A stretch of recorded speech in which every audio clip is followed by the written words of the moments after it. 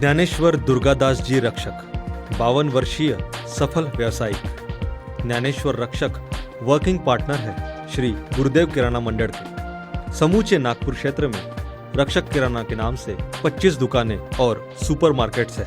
ज्ञानेश्वर जी का बचपन उत्तर नागपुर के टीम की भानखेड़ा इस स्लम एरिया में बीता। पिता दुर्गादास जी रक्षक इन्होंने अपने 5 बेटे बेटियों को हमेशा ही अच्छी शिक्षाएं दी और सच्चाई पे चलना सिखाया। दुर्गादास जी ने पहला किराना दुकान दक्षिण नागपुर के विश्वकर्मा नगर में शुरू किया। उस वक्त के छोटे से दुकान को आज बड़ा स्वरूप देते हुए 25 सुपरमार्केट एवं किराना दुकान रक्षक परिवार चला रहा है। ज्ञानेश्वर रक्षक जी अपने व्यापार को बढ़ाने के साथ साथ व्यापारी मित्रगणों की समस्याओं का भी ख्याल रखते हैं और अपने चिल्लर किराना एसोसिएशन द्वारा प्राइवेट कंपनीज और गवर्नमेंट के खिलाफ कई आंदोलनें भी कर चुके हैं। बचपन में ही राष्ट्रसंत तुकडोजी महाराज इनके विचारों में पले बढ़े ज्ञानेश्वर जी तुकडोजी के विचार अपने व्यक्तिगत जीवन और व्यवसाय में भी अपना चुके हैं। ज्ञानेश्वर जी ने अपना आधा समय व्यवसाय में और बाकी पूरा वक्त राष्ट्रसंत तुकडोजी महाराज इनके विचार और प्रसार में व्यतीत करते हैं। दर्शकों, स्वागत आप सभी का बिजनेस टॉक में। यह सफर है जीरो से हीरो तक का। राष्ट्रसंत तुकडोजी महाराज कहते हैं, व्यापारी वही सच्चा है जिसका नेक तराजू अच्छा है। और ऐसे ही एक नेक व्यापारी से मिलने हम आए हैं श्री गुरुदेव किराना भंडार में, और उस व्यापारी का नाम है श्री ज्ञानेश्वर रक्षक जी। रक्षक जी, आपका बहुत बहुत स्वागत बिजनेस टॉक में। रक्षक जी, आप टीम की भानखेड़ा उत्तर नागपुर का एक स्लम एरिया में रहते थे पहले बचपन में। आज आपके पास सब कुछ है, पर बचपन में ऐसा नहीं था। कुछ बताना चाहेंगे उस काल के बारे में? देखिए, मेरे पिताजी वह एक देहात से आए। कलमेश्वर जैसे गांव के बाजू में एक छोटा सा देहात था, सेलू करके। वहाँ से भाग के यहाँ पढ़ने के लिए आए नागपुर शहर के अंदर में। पर उनकी पढ़ाई तो नहीं हो सकी। चौथी मराठी क्लास तो वो गाँव में ही पढ़े थे। यहाँ आने के बाद में वो कहीं चाय की टपरी पे उन्होंने नौकरी की, कहीं पान के ठेले पे नौकरी की, कहीं फुटपाथ पे, जहाँ जैसा उसका ज़िंदगी का एक यहाँ बसेरा होना चाहिए, इसलिए वो लड़ते गए, झगड़ते गए। और ऐसी इसमें उनका एक किराना दुकान के अंदर में उनकी नौकरी हुई। वहाँ एक गुजराती आदमी थे जो मनसुख भाई थे, तो उनके पास में उन्होंने नौकरी की। और वो जो मनसुख भाई जब गुजरात चले गए तो वो जब व्यापार बंद करके, तो उन्होंने मेरे पिताजी से कहा कि दुर्गादास, तू ये नौकरी गुलामी कब तक करेगा? तो बोले, सर मैं तो गरीब हूँ, मैं धंधा तो ऐसा कर नहीं सकता। बोले, किससे बताया कि धंधा करने के लिए बहुत पैसा लगता है या बहुत बड़े पैमाने में? बोले, आप छोटे से जो आठवड़ी बाजार या छोटे छोटे जो तबके में बाजार होते हैं, उस बाजार के अंदर में जो छोटे छोटे दुकानें लगती है, तो उस जमाने में जैसे मसाले के आइटम लेके बैठते थे। तो बोले, क्यों ये धंधा कितने में चालू हो जाएगा? बोले, 10 रुपये में चालू हो जाएगा। बोले, तेरे पास में कितने पैसे जमा है? बोले, 80-90 रुपये तो मेरे पास जमा हो गए, जो मैंने आपके पास में रखा। बोले, अरे 80-90 रुपये में तू कितने दुकान लगा सकता है? बोले, तू तो 8-9 दुकान लगा सकता है। यानी वहाँ से उनको प्रेरणा मिली। वो बोले कि तू अभी नौकर मत बन, तू मालक बन।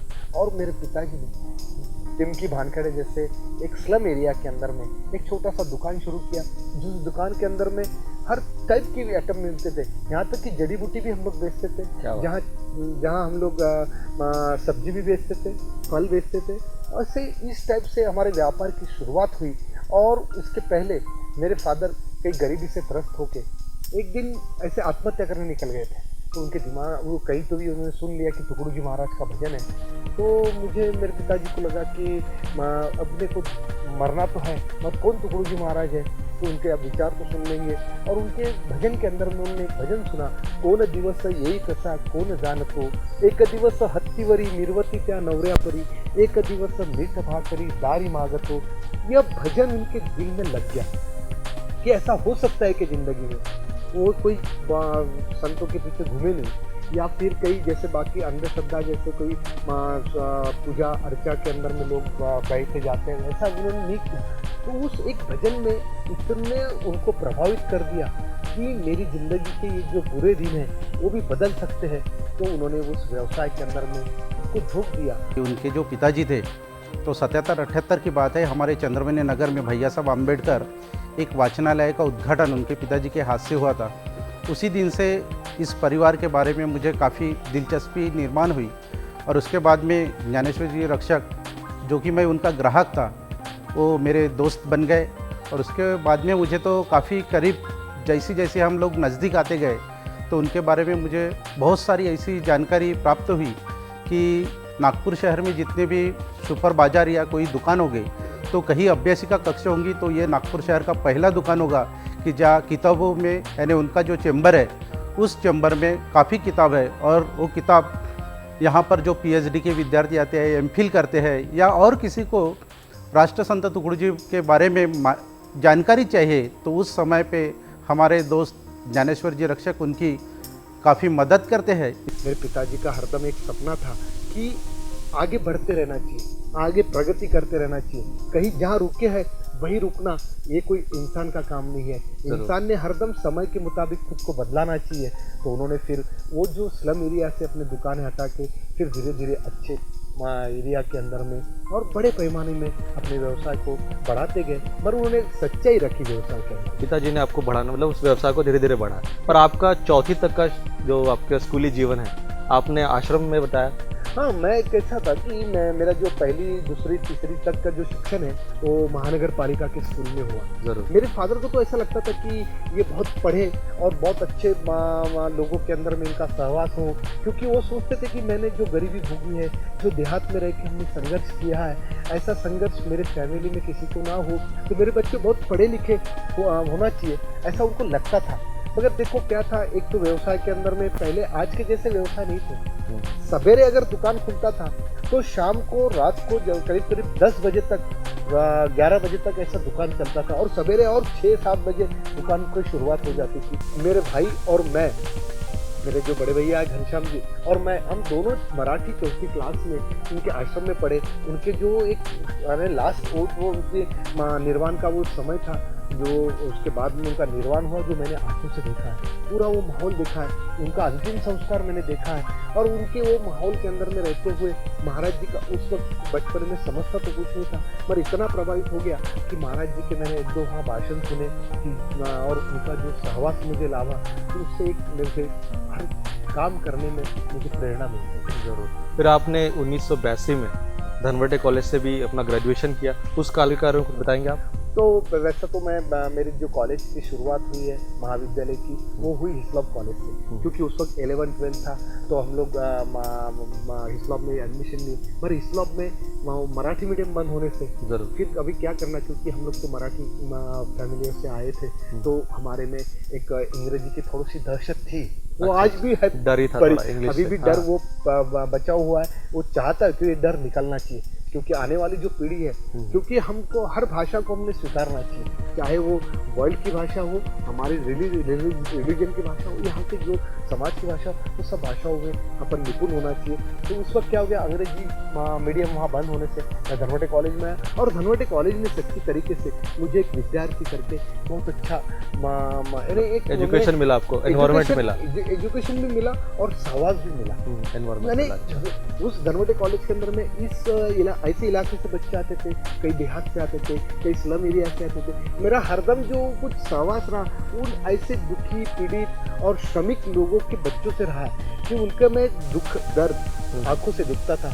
और मुझे मेरे एक जीवन पर उसका बड़ा प्रभाव हुआ कि हम लोग एक व्यापारी के घर में पैदा हुए, मगर जहाँ लोग मजदूरों के घर में पैदा होते या श्रमिकों के घर में पैदा होते, उनके कैसे दुख दर्द होते हैं वो मैंने जाना। और वो महाविद्यालय विद्यार्थी दशा में मुझे एक नई सीखने को मिली। मैं वहाँ उस कॉलेज के अंदर में अलग अलग फील्ड में, मैं ड्रामा के अंदर में भी अच्छा आर्टिस्ट करके काम करता था। हाँ। मैं अच्छा वक्तृत्व करने का जो मुझे, क्योंकि वो कहते हैं ना कि हमारे मराठी में एक कहावत है कि गोऱ्यामध्ये लंगड़ी गाय शहानी, वैसे मुझे उन लोगों के बीच में, बच्चों के बीच में मुझे मेरा व्यक्तिमत्व विकास करने का बहुत समय, अच्छा, उसे उजागर करने का और मौका मिला हमको। सर, पर आप इस प्रकार जब कर रहे थे काम, पर आपके परिवार एक संयुक्त परिवार था, फिर एक बिजनेस में आने का आपका डिसीजन कैसे हुआ, जानेंगे मगर एक छोटे से ब्रेक के बाद।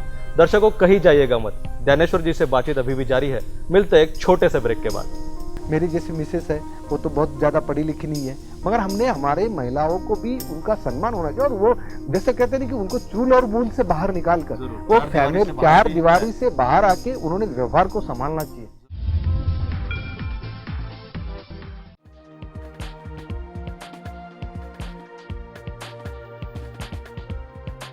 बाद आप सभी का फिर से एक बार स्वागत। हम बात कर रहे हैं ज्ञानेश्वर रक्षक जी से। ब्रेक के जाने के पहले हम उन्हें पूछ रहे थे संयुक्त कुटुंब के बारे में। सर, आपकी एक जॉइंट फैमिली थी, तो उस बीच आपका घर में कैसा वातावरण चल रहा था? देखो, आज भी हमारी जॉइंट फैमिली है, मगर वो आज कैसा है कि बच्चे बड़े बड़े होते जा रहे हैं, तो हम लोगों ने सबका रहने का जो इंतजाम है वो अलग अलग घरों में किया, और व्यवसाय भी अलग अलग तरीके से। क्योंकि क्या होता है, एक जगह अगर सभी लोग रहे तो फिर क्या डेवलपमेंट को चांसेस कम रहते हैं, क्योंकि हर कोई दूसरे के ऊपर अपना निर्भर रहने को सोचता है। तो हमने देखा, जब मेरे पिताजी जो दुर्गादास जी रक्षक है, उन्होंने सोचा कि जब बच्चे बड़े हो गए, अब नाती पोती हो गए, तो सबको अलग अलग ढंग से अपने व्यवसाय को डेवलपमेंट करने का अपने। तो हम लोगों ने क्या किया कि पहले जो ये जो गुरुदेव किराना भंडार है, ये इसका जो न्यू यानी इसका जो उद्घाटन है वो राष्ट्रसंत तुकडोजी महाराज ने किया था। उस वक्त इस एरिया में कोई यानी बहुत बड़ा ऐसा ये नहीं था, लोग नहीं रहते थे। एक छोटा सा इधर 100 क्वार्टर के एक कॉलोनी थी, और उसके बीच में ये एक स्मशान घाट की जगह है, और बाजू में एक बाबुल खेड़ा करके छोटा सा गांव था, और यहाँ बहुत बड़ा एक नाला, और बरसात के अंदर में चारों तरफ से ऐसा तालाब हो जाता था, बीच में हमारा घर और दुकान था।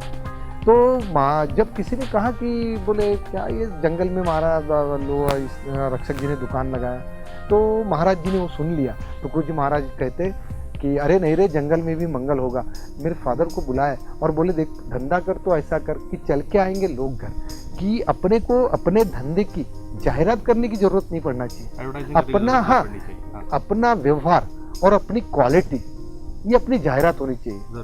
और हमारा मेरे फादर ने हमारे इसमें एक आत्मविश्वास पैदा किया कि हमारा ग्राहक जो दूसरों को हमारे बारे में बताता है, वो सबसे बड़ा हमारा जो माउथ टू माउथ जो पब्लिसिटी होती है, पब्लिसिटी वही करता है, वो सबसे बड़ी पब्लिसिटी है। मैं तुम्हें एक आश्चर्य बताऊंगा कि मेरे यहाँ जैसे बचपन से जो बच्चे आती थी, अब बच्चे आज शादी होके अपने मायके अपने ससुराल चली गई, वो ससुराल से भी मेरे यहाँ सामान लेने आती है। वो कई 10 किलोमीटर पे रहती है, कई 25 किलोमीटर पे रहती है, कई तो बाहर गांव रहते हैं। मैं तो यहाँ तक कि मेरे कुछ लोग अहरी से यहाँ सामान लेने महीने में एक बार आते हैं। तो मैं उनसे पूछता हूँ, तो वो जब बेटी आती है तो अपने हस्बैंड को साथ में लेके आती है, और मुझे बड़े गर्व से बताती है कि काका ये तुम्हारे जवाई है। और मैंने उनको बोला कि मुझे किराना दूसरा कहीं दुकान से नहीं चलेगा, वो यही दुकान से मैं किराना लूंगी। तो ये एक जो विश्वास है कि मेरा फैमिली कितनी बड़ी हो गई होंगी। एक संयुक्त कुटुंब में मेरा रक्षक परिवार ही नहीं, तो आज मेरा ये परिवार इतना बड़ा हुआ है कि कितने लोग मेरे परिवार से जुड़े हुए हैं, ये मुझे नहीं मालूम। मैं कभी रास्ते से जाता हूँ, मैं उस दिन एक महल से जा रहा था, तो कोई मुझे महल पे दिख गया, बोला सर आप इधर कैसे आए? तो बोला नहीं, मुझे मेरा रहना ही है। तो महल से मेरा यहाँ आता है, लोग आते हैं। तो ये फिर दूसरी बात एक है कि हम जो वस्तु लाते हैं, तो हमने पहले एक ध्यान रखा है कि कोई भी मिलावट चीज़ हम कभी नहीं बेचेंगे, मुनाफाखोरी के बीच में हम नहीं जाएंगे। हमें जितना मुनाफा, एक मिनिमम मुनाफा है, उतना मुनाफा हम लेंगे, क्योंकि हम तो धंधा करने बैठे हैं। पर धंधा करने का मतलब ये नहीं है कि हम लूटने बैठे। ग्राहकों का विश्वास, एक अपना एक ट्रेनिंग हमें ज्ञानेश्वर भैया जी ने दिया है कि हर एक ग्राहक अपने पूरे सुपर बाज़ार पे विश्वास रखे, और उसी के साथ अपने जो स्टाफ है उनको भी मतलब कैसा विश्वास पात्र माने, उनके साथ भी कुछ गलत व्यवहार ना हो, इस तरीके का उन्होंने ट्रेनिंग हमारे स्टाफ को दिया हुआ है। क्या हो गया, देखो मेरी जैसी मिसेस है, वो तो बहुत ज़्यादा पढ़ी लिखी नहीं है, मगर हमने हमारे महिलाओं को भी उनका सम्मान होना चाहिए। और वो जैसे कहते नहीं कि उनको चूल और मूल से बाहर निकाल कर, वो फैमिली 4 दीवारी से बाहर आके उन्होंने व्यवहार को संभालना चाहिए, उनको भी समझना चाहिए। तो मेरी बच्ची अभी दोनों बच्चे मेरी MBA हो गई है, तो मेरी अभी एक बच्ची तो शादी होकर चली गई। मेरी शादी होने के पहले तक वो पूरी दुकान के अंदर का पूरा ये मैनेजमेंट संभालती थी। अभी छोटी बच्ची मैनेजमेंट संभालती है, मेरा बच्चा मैनेजमेंट संभालता है, मेरे भतीजे मैनेजमेंट संभालते हैं। हमने ऐसा देखा कि घर के क्योंकि देखो हमारा व्यापार इस ढंग का है कि इस व्यापार के अंदर में जितने भी अपने घर के लोग रहेंगे उतने कम है। क्योंकि मैं ऐसा नहीं कहता हूँ कि अविश्वास के कारण ये नहीं, हमारे बच्चे काम में रहे तो बिगड़ते नहीं है। आज लोग कहते हैं कि समाज के अंदर में बच्चे, युवा पीढ़ी क्यों बिगड़ते जा रही है, तो उसका कारण है कि हम बच्चों को समय पे उनके तरफ ध्यान नहीं देते, गाइड नहीं कर पाते। हमने बच्चों को शिक्षा के बराबर हम लोगों ने उनको इसका भी गाइड किया कि आपने व्यवहार कैसा करना चाहिए। तो गुरुजी महाराज ने बहुत अच्छा कहा है, व्यवहार न कर तो जाला परमार्थ कशाता प्याला, व्यवहारिक ज्ञान उसको आना चाहिए। तो हमारी मेरी मिसेस, मेरे बच्चे अभी ये इसके अंदर में व्यापार में हमको सहयोग, मेरी माँ आज वो करीब 75 साल की है, वो हमें सहयोग करती है। सवेरे वो बराबर शाम को आएगी, पूरी दुकानों में घूमेंगी, अब ग्राहकों से बात करेंगी। वो अशिक्षित है, उसको बहुत सी चीजें समझती नहीं है, मगर वो प्रयास करती है।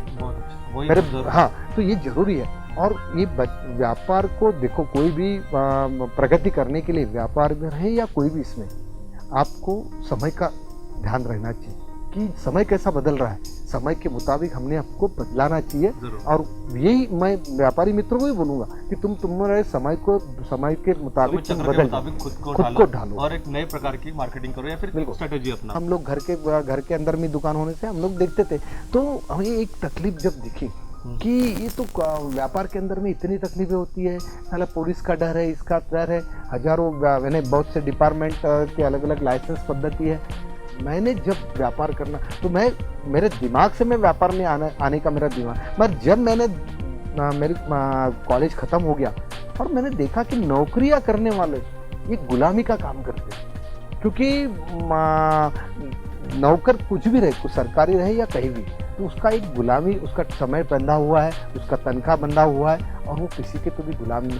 और मेरा देश तो ये मालिक बनाने वाला है, क्योंकि हमारे यहाँ जो जाति व्यवस्था बोलती है, जाति व्यवस्था नहीं थी, ये उद्योग की व्यवस्था थी। जरूर। हमारे यहाँ जो चमार था वो चप्पल बनाता था, मगर हमने उसको चमार करके उसका अवहेलना की। एक सुतार था, वो एक अच्छा कारागिर था, उद्योग था। आज जैसे टाटा लोहे का धंधा करते, कोई उसको लोहार नहीं कहते, और बाटा चमड़े का धंधा करता तो उसको कोई चमार नहीं कहते। हमारा पूरी भारतीय संस्कृति ये व्यापार के ऊपर में आधारित थी। और यहाँ से मखमल जैसे चीजें विदेशों में जाता था। तो मेरा ये पूरा समाजी उद्योग से जुड़ा हुआ है। फिर मेरे दिमाग में आगे नहीं, हमने मालक बनना चाहिए। अरे मालक अगर बनेंगे तो हम लोग हजारों लोगों को काम दे सकते हैं। और मेरे तो पहले से ये तमन्ना थी कि हम लोग बहुत जैसे पीड़ित लोगों को, दुखी लोगों को, जिसको ज़रूरतमंदों को हम लोग अगर मदद कर सकते हैं, वो बहुत बड़ी सेवा है। आज मेरे करीब 12 सुपरवाइजर खुद के फैमिली के हैं, और मेरे मित्र परिवार जो मेरे यहाँ बहुत से आदमियों ने काम किए, उनके जो दुकानें लगी उनको भी मैंने मदद की, उनको सहकार्य किया। आज करीब 25-30 ऐसे दुकान नागपुर शहर के अंदर में है कि जिसके माध्यम से हमारा बहुत बड़ा व्यापार चलता है। एक एम्पायर खड़ा किया आप, बहुत बड़ा एम्पायर खड़ा। फिर फ्यूचर प्लान्स भी होंगे बहुत। मेरा फ्यूचर प्लान तो पहला प्लान तो यह है सर, जानेंगे एक मिनट थोड़े ब्रेक के बाद। दर्शकों कहीं जाइएगा मत, मिलते हैं ब्रेक के बाद और जानेंगे गुरुदेव किराना भंडार के फ्यूचर प्लान। तो जिंदगी में अगर अपघात नहीं होना चाहिए, ऐसा मुझे लगता है, मेरे युवा बच्चों को लगता है। तो मेरे युवा बच्चों ने ब्रेक के बाद आप सभी दर्शकों का फिर से एक बार स्वागत। हम बात कर रहे हैं ज्ञानेश्वर रक्षक जी से। सर, आपके गुरुदेव किराना मंडल के फ्यूचर प्लान्स के बारे में मैं कुछ जानना चाहूँगा, और उसी के साथ साथ हिंदुस्तान लीवर के खिलाफ आपने एक आंदोलन किया था, उस बारे में भी हमें कुछ बताइए। मैं एक पहले बोल देता हूँ कि गुरुदेव किराना भंडार का भी हम लोगों ने सुपर बाजार में एक उसका परिवर्तन किया है। हमारे सभी दुकानें पुड़िया बांधने से अलग हटके जो पारंपरिक व्यवसाय थे, उसको हमने भी एक आधुनिकीकरण के अंदर में बदलाव किया है। मैं फ्यूचर के बारे में आपको बतलाऊंगा, उसके पहले मैं आंदोलन के बारे में बताऊंगा कि मैं जब कॉलेज छोड़ के दुकान के अंदर में मुझे बैठने का जो मजबूरी रहे या मुझे बैठने मौका मिला, बैठना पड़ा, उस वक्त मैंने देखा कि मेरे पिताजी जब धंधा करते थे तो हिंदुस्तान लीवर की जो साबन आती थी, लक्स है, बाकी चीज़ें हैं, वो 1 रुपये की साबन बेचते थे तो 4 आने कमाते थे। और मैं जब बैठने लगा तो 10 रुपये का साबन बेचता था और उसका मुनाफा 4 आना ही था। तो मैं ये सोच रहा था कि मेरे फादर काम करते थे तो उस वक्त 25 साल पहले, उस वक्त भी 1 रुपये का मुनाफा 4 आना ही मिलता था, आज 10 रुपये का। और आज तो खर्चे बढ़ गए हैं। आज पहले जैसे इलेक्ट्रिक नहीं थी, आज इलेक्ट्रिक सिवा तो दुकानों के अंदर में प्रकाश व फैंस, ये सब चीजें तो बहुत ही खर्चे तो बहुत अलग अलग ढंग से बढ़ गए, टैक्सेस बढ़ गए। और आज भी हम लोग उस 4 आने पर धंधा कर रहे हैं, तो मुझे उसके बारे में थोड़ी चिढ़ पैदा हो गई और मैंने उसके विरोध में आंदोलन की शुरुआत की। वो आंदोलन की शुरुआत इस टाइप से कि मेरा जो संस्था मेरी, जहाँ मैं महासचिव हूँ, नागपुर चिल्लर किराना व्यापारी संघ, उस वक्त मैं महासचिव नहीं था, एक सादा सभासद था और सबसे कम उम्र का। मैंने उस आंदोलन की रूपरेखा मेरे लोगों को बताई, कार्यकारिणी मेंबरों को, उस वक्त कुछ लोग मेरे साथ में रहे, कुछ लोग मेरे विरोध में गए, मेरे फैमिली के लोग भी मेरे विरोध में गए, क्योंकि हिंदुस्तान लीवर कंपनी एक ऐसी बड़ी कंपनी है कि ब्रांड नेम आज भी है, जिसका सबसे ज्यादा जो पैकिंग चीजें हैं वो हिंदुस्तान लीवर के मार्केट में है। तो मैंने उनसे जब आंदोलन हमने शुरुआत कैसी की, तो हर दुकानों के अंदर में बड़े बड़े पोस्टर लगाए थे कि हम 2 महीने के बाद में इस आइटम के ऊपर में बहिष्कार डालने वाले हैं। तो इस टाइप से वो आंदोलन हमने शुरू किया, तो लोग हंसते थे कि ये आंदोलन सक्सेस नहीं होगा, पर मुझे आत्मविश्वास था। और वो आत्मविश्वास क्यों था, तो जब हिंदुस्तान लीवर की कंपनियों के हमने माल को इतना बयान किया कि पूरे नागपुर शहर के अलग अलग मार्केटों में वो मालों का शॉर्टेज हो गया, और जब उन लोगों के कंपनी के अधिकारी सच्ची सर्वे करने निकले, उन्होंने न्यूज़पेपरों के अंदर में बड़ी बड़ी जाहिरात दी कि हमारे आइटम हम दुकान में मिलेंगे, तो भी दुकानदार रखने को तैयार नहीं थे। फिर चौकों में उन्होंने हाथ ठेले के ऊपर में अपने दुकानें सजाई। इतनी बड़ी कंपनी को हमने फुटपाथ पर बैठा दिया। मैं उस दिन जीत गया। मेरे को मुनाफा बढ़ा या नहीं बढ़ा इससे मतलब नहीं था, मगर हाँ, तो उनके जो पदाधिकारी थे उस कंपनी के जो अधिकारी वाले अलग अलग, उन्होंने नागपुर के बड़े होटल के अंदर में हमको बुलाया और वहाँ हमारी मीटिंग की। मैंने वो होटल भी पहली बार देखा था, इतने बड़े तारांकित होटल के अंदर में हमको बुला रहे हैं। और उन्होंने एक ही प्रश्न किया कि बोले सर मुझे ये बताओ कि आपने ये आंदोलन कैसा क्या खड़ा किया, क्योंकि आज तक हमारे हिंदुस्तान लीवर को हराने की ताकत कोई व्यापारी ने कोशिश नहीं थी। आज अच्छा यहाँ भी कोई भी राज्य में नहीं, कोई शहर में नहीं और कोई देश में नहीं, क्योंकि ये जो है लीवर है ये हर देश के अंदर में इसके अलग अलग नाम से ये जाना जाता है। तो फिर जब मैंने उनको एक ही कहा कि मैं राष्ट्र संत तुकडोजी जी महाराज के विचारों से प्रभावित हूँ, तो हमारे महाराज जी रोज की एक सामुदायिक प्रार्थना में कहते हैं, हो चीड़ झूठे राह की, अन्याय की अभिमान की, सेवा करन को दास की, परवाह नहीं हो जान की। मैंने कहा कि आपने अन्याय किया, हम उसके विरोध में, और मुझे वो आत्मविश्वास उसी प्रार्थना की 2 लाइनों ने मुझे आत्मविश्वास दिया। मैं अगर गलत चीज बेचता हूँ तो मेरे बच्चों को भी उसका गलत इफेक्ट होगा। तो मैं चाहता हूँ कि ये ऐसे एक खाद्य वस्तुओं के बीच में मेरा एक अच्छा नाम हो, और नाम यानी वो कुछ मैंने खुद का ही नहीं, तो उस नाम से लोग जाना चाहिए कि एक अच्छी क्वालिटी अगर किसकी मिलती है तो ये रक्षक ग्रुप के आइटम्स की मिलती है। ये मेरा सपना है, और वो सपना मेरे आने वाली जो नई पीढ़ी है वो भी पूरी करेगी, क्योंकि समय के मुताबिक जो मेरे पिताजी ने किया, उन्होंने पुड़िया बांधी, मैंने पैकिंग में सुपर बाजार को लाया। अगर सुपर बाजार के इस सिस्टम को और आगे अच्छे नए काम पर ले जाएंगे तो मेरे बच्चे ले जाएंगे, ऐसा मेरा आत्मविश्वास है। और मैं ये भी चाहता हूँ कि समाज के अंदर में जो बच्चे हैं जो चाहते हैं कि व्यापार करें, व्यवसाय करें, उनमें जो डर है कि भांडवल के सिवा या पैसों के सिवा व्यापार नहीं होता, तो मैं उसे मेरे पिताजी का उदाहरण तो देता हूँ कि आज भी देखो छोटे टप्पे में धंधे को, अब हम लोग में क्या हो गया कि नई पीढ़ी के बच्चों में उनको लगता है कि मैं एकदम से बड़े बड़े व्यवसाय में आना, बिल्कुल वो गाड़ियाँ भी लेंगे तो उनको लगता है कि वो 1 करोड़ की गाड़ी में चलाने में मैं बैठना चाहिए। मुझे लगता है कि मेरे बच्चों ने सपना जरूर देखना चाहिए, मगर गलत सपना नहीं देखना चाहिए। मेरा कहना है कि जो स्टेप बाय स्टेप आगे बढ़ता है उसको गिरने का डर नहीं रहता है, और जो एकदम से फास्ट भागने जाता है तो उसका एक्सीडेंट हो जाता है। राजलक्ष्मी ब्रूम्स नाम से इनका खुद का मैन्युफैक्चरिंग है, जो झाड़ू का मैन्युफैक्चरिंग इनका खुद का है। तो मैं भैया के सामने पहली बार जिस वक्त गया था तो भैया बोला झाड़ू कैसे बेचे, झाड़ू बेचना तो पॉसिबल, यानी थोड़ा सा मुझे ऑकवर्ड लग रहा था, लेकिन भैया ने उस समय भी मुझे सही मार्गदर्शन किया कि झाड़ू क्या चीज़ है, अपने को बनाना क्यों है, अपन क्या चाहते हैं, प्रोडक्ट कैसा होना चाहिए। तो उस तरीके से उन्होंने मुझे उस व्यवसाय में उतारा, यानी मैं खुद नहीं उतरना चाहता, लेकिन उन्होंने उस तरीके से मुझे तैयार किया कि नहीं तुझे बनाना है, बेचना है।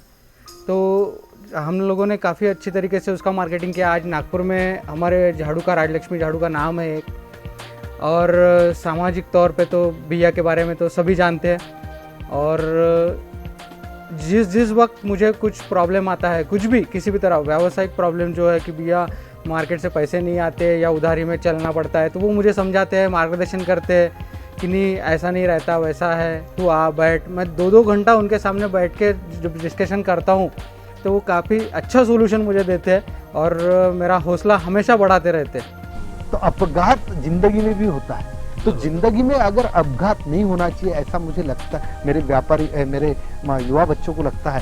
तो मेरे युवा बच्चों ने धीरे धीरे अपने खुद को डेवलप करते जाना चाहिए और गलत मार्ग से पैसा कमाने के वजह, क्योंकि तुकाराम महाराज कहते हैं कि जोडून या धन उत्तम व्यवहारे उदास विचारे वेच करी, उससे भी आगे तुकडोजी महाराज कहते हैं धन हे गरिबाचे रक्त समजून वागोच श्रीमंत, श्रम ही गावाची दौलत म्हणून ही भावा मान तिचा। मैं जैसा मेरे बच्चों को डेवलप करना चाहता हूँ, तो समाज में जो युवा बच्चे हैं वो भी मेरे बच्चे हैं, क्योंकि देश ये किसी एक फैमिली से बनता नहीं है। तो हमारा पूरा गांव ये मेरा कुटुंब है, मेरा ग्राम ये मेरा कुटुंब है। हर युवा बच्चा जो चाहता होगा कि इस व्यापार के अंदर में आना चाहिए, तो मैं उसे संपर्क कर सकते हैं, मैं उसको गाइड करेंगे। और मैं थोड़ा सरकार से भी बात करूंगा कि सरकार भी हमारे युवाओं को प्रेरणा देने के लिए कानून की जो उसमें कठिनाइयां है उसको थोड़ा शिथिल करे और उनको प्रोत्साहित करे, क्योंकि आज रोजगार नहीं है और गवर्नमेंट के पास में कोई सर्विसेज नहीं है। तो आप रोजगार, इस व्यवसाय के अंदर में बहुत बड़ा रोजगार है। तो मैं चाहता हूँ कि इस रोजगार के लिए मैं आवाज इंडिया के लोगों को भी एक धन्यवाद दूंगा कि मेरी आवाज उन्होंने उन बच्चों तक पहुंचाई कि जो बच्चे अभी निराशावादी हैं। मैं चाहता हूँ, मैं उनसे कहूंगा कि आप निराशावादी मत बनो, क्योंकि मैं देखो बच्चों के अंदर में एक तो निराशावाद है, आत्महत्या जैसी बातें उनके दिमाग में आती है। क्यों? तो उसको लगता है कि मैं किसी से तो भी कमजोर हूँ या किसी से तो भी पैसे से कमजोर हूँ। तो धन से आदमी को तोलो मत, तो धन से मान से तोलो, उसके बुद्धि से तोलो। बाबा साहब आम्बेडकर ने धन नहीं कमाया, उन्होंने उनकी बुद्धि का वापर देश के डेवलपमेंट के लिए किया, भारतीय घटना को निर्माण करने के लिए। मैं मेरे युवाओं को भी यही संदेश दूंगा कि आप अपने बुद्धि का वापर, पैसा ही एक सब कुछ नहीं है जिंदगी में, पैसा जरूर ला चाहिए, मगर पैसा ऐसा भी नहीं चाहिए कि नाही तरी पैसा नाही तरी जहर मानसासी बनविती वानर, इस टाइप का पैसा नहीं आना चाहिए। धन ये अच्छे मार्ग से आना चाहिए। और मेरे बच्चे, क्योंकि आज मेरे बच्चे विदेशों में जाके गुलाम हो रहे हैं, उससे अच्छा वो मेरे देश को डेवलप करे, यही मैं चाहता हूँ। धन्यवाद, बहुत बहुत शुक्रिया सर, आप बिजनेस टॉक में आए, आपने हमें वक्त दिया। दर्शकों, ये थे ज्ञानेश्वर रक्षक जी, जो एक बहुत अच्छे बुद्धिजीवी समाज सेवक, उसी के साथ साथ राष्ट्रसंत तुकडोजी महाराज के विचारों पर चलने वाले, और साथ साथ आज के युवा पीढ़ी को मार्गदर्शन करके उनको बिजनेस में आगे बढ़ने को हेल्प भी करना चाहते हैं। तो दर्शकों, हम आपको ऐसे ही अनेक सितारों से आगे भी मिलवाएंगे। तब तक देखते रहिए बिजनेस टॉक। ये सफर है जीरो से हीरो तक का।